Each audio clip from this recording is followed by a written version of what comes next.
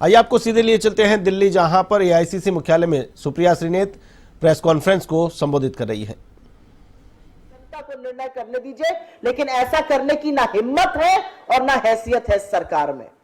लेकिन सबसे पहले मैं ये व्हाइट पेपर ऑफ लाइज जिसको हम बोल रहे हैं, इसमें हम सरकार का काला कच्चा चिट्ठा भी अभी खोलेंगे।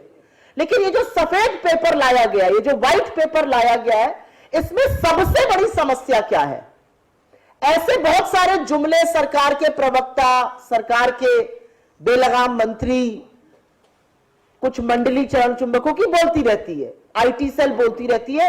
अगर ये व्हाइट पेपर जो सरकार लाई है भाजपा के द्वारा आया गया होता तो आप लोग भी इसको रद्दी के टोकरे में फेंकने का काम करते। लेकिन षड्यंत्र के तरीके से इसको मिनिस्ट्री ऑफ फाइनेंस की वैधता दी गई। और यह कितनी बड़ी विडंबना है कि सरकार जो कंटिन्यूटी में होती है, आपने मिनिस्ट्री ऑफ फाइनेंस के अफसरों से वो पाप कराया जो इंडियन ब्यूरोक्रेसी में पहले कभी नहीं हुआ है। मिनिस्ट्री ऑफ फाइनेंस के अफसरों की वैधता ली गई, इस पर उनको अपने ही किए हुए पुराने काम को नकारना पड़ा। और ये अंडरमाइनिंग ऑफ इंडियन ब्यूरोक्रेसी का, इंडियन लोकतंत्र का, प्रजातंत्र में जिस तरह से कार्य करती है ब्यूरोक्रेसी, अफसरशाही, उसका पूरी तरह से अवमानना है। This really undermines India's bureaucracy because you are making officers of the Ministry of Finance repudiate and reject their own work. 10 साल का फलसफा कुछ पॉइंट्स में अंकित कर देती हूं और उसके बाद में डिटेल में बात कर लेंगे। बड़ी कोशिश की कर लेंगे, बड़ी कोशिश की गई, सीरीज बदली गई, पैमाना बदला गया, सब कुछ कर दिया गया। उसके बावजूद, इस रीजिगिंग के, इस षड्यंत्र के बावजूद, पैमाना बदलने के बावजूद, यूपीए के 10 वर्ष में जीडीपी ग्रोथ इनके 10 वर्षों से कहीं अधिक थी। डेकेडल 10 वर्ष की एवरेज जीडीपी ग्रोथ 6.7% थी, इनकी 5.9% है। जीडीपी ग्रोथ हमने इनको 6.7% पे सौंपी थी।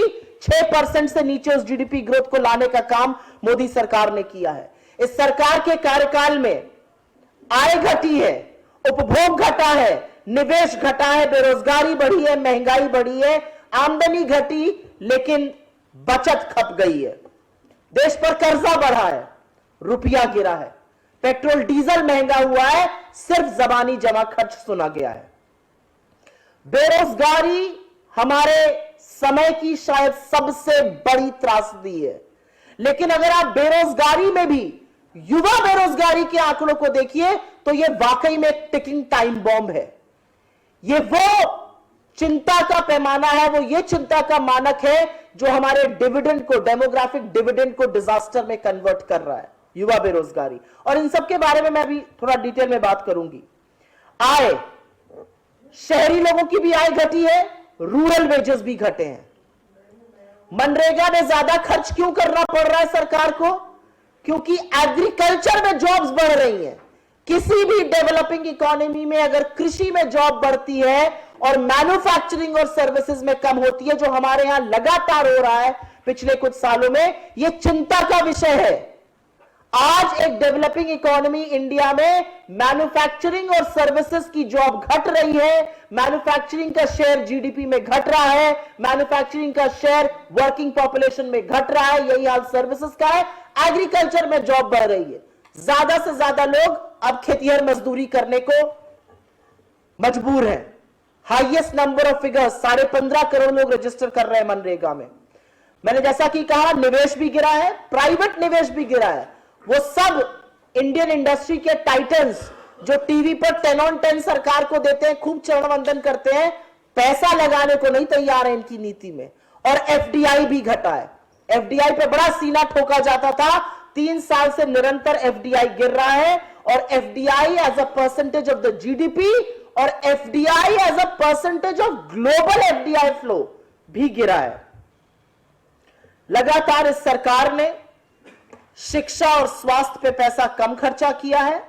और असलियत यह है कि सरकार अभी भी समस्या मानने को तैयार नहीं है। मैं कुछ क्रमवार तरीके से कुछ चीजों पर डिटेल में थोड़ा सा बोल देती हूं। मैंने कहा, हर कोशिश के बावजूद हर षड्यंत्र रचने के बावजूद, डेटा फजिंग के बावजूद, सब कुछ करने के बावजूद भी डेकेडल ग्रोथ, 10 वर्ष की औसतन ग्रोथ यूपीए की 6.7% थी, इनकी 5.9% है। यह सब कुछ चाहकर भी मोदी सरकार झुठला नहीं पाई। और यूपीए में दो बड़ी चीजें हुई थी, 2008 का इकोनॉमिक डिप्रेशन हुआ था और 2013 का टेपर टैंट्रम हुआ था। असलियत यह है कि कोरोना पर हर बार ठीकरा फोड़ा जाता है। कोरोना आने के पहले इस देश की जीडीपी ग्रोथ आधी हो गई थी और उसके आधे होने का कारण नोटबंदी और विफल रूप से जो जीएसटी लगाया गया वो था। आपकी जानकारी के लिए याद दिला दूं कि 2016 के बाद 2019 में जीडीपी ग्रोथ 3.9% पर आकर गिर गई थी। कोरोना का तब एक भी केस नहीं आया था। 45 वर्ष में सबसे ज्यादा तब बेरोजगारी थी। तो यह सरकार की विफल नीतियों का प्रमाण है।